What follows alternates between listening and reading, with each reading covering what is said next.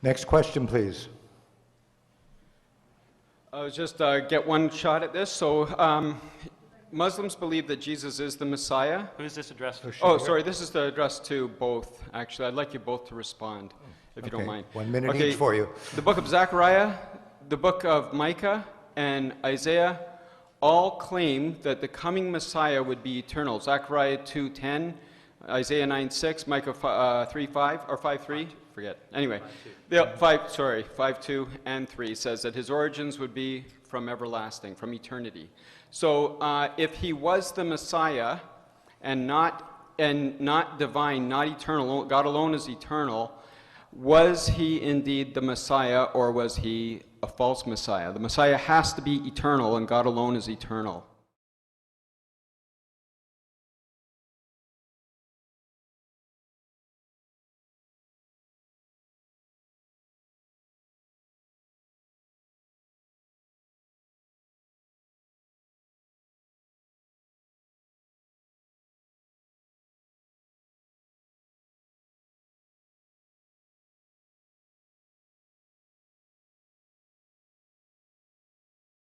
And not divine, not eternal, God alone is eternal, was he indeed the Messiah, or was he a false Messiah? The Messiah has to be eternal, and God alone is eternal. Well, my response to that will be to say that the Bible is comprised, as you know, of many books, of varying levels of divine involvement in their writing.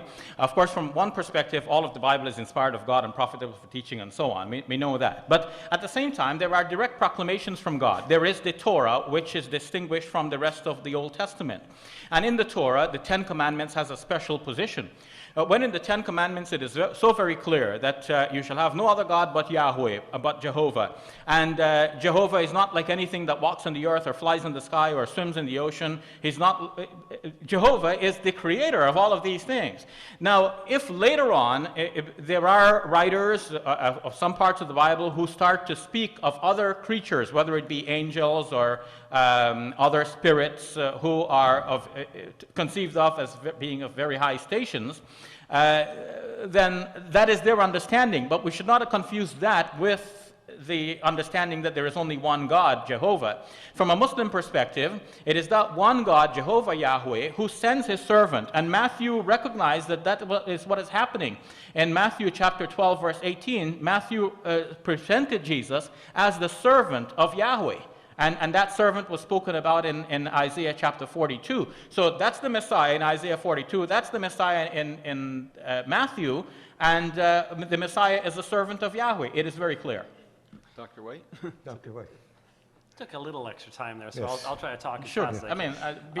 mean, The text that were not addressed, Isaiah 9:6 does say that child who is to be born, that son who is to be given. Notice the two descriptions. A child is to be born. Jesus was truly born as a child, but a son was given. That's the same root that's found in the third ayah of Surat Al-Ikhlas. Lam yalid wa lam yulad. Yeled, a child was given. This one who is called Mighty God, Everlasting Father. And by the way, Everlasting Father there, Aviad, means Father of eternity, the one who created all things. That's the description that's given of Jesus in Colossians chapter 1. That's a fulfillment that's found there. Each one of these texts specifically do refer to the fact that the Messiah is going to be more than merely a Rasul. He has to be more than that to fulfill the Messianic prophecies. And yet those same New Testament writers, where are the people who denied this, is what I want to know. Those same New Testament writers identified Jesus as Yahweh, not as a separate God. You're assuming that Yahweh is Unitarian. The whole point of the revelation of the incarnation, the outpouring of the Holy Spirit, is that Yahweh is Trinitarian. It is the Father who sent the Son. The Father is not the Son is not the Father. But there is one being of God identified as Yahweh, and the Father is identified as Yahweh, the Son's identified as Yahweh, and the Spirit's the Spirit of Yahweh. That is, again, the amazing early testimony of the Christian people itself. Okay, thank you.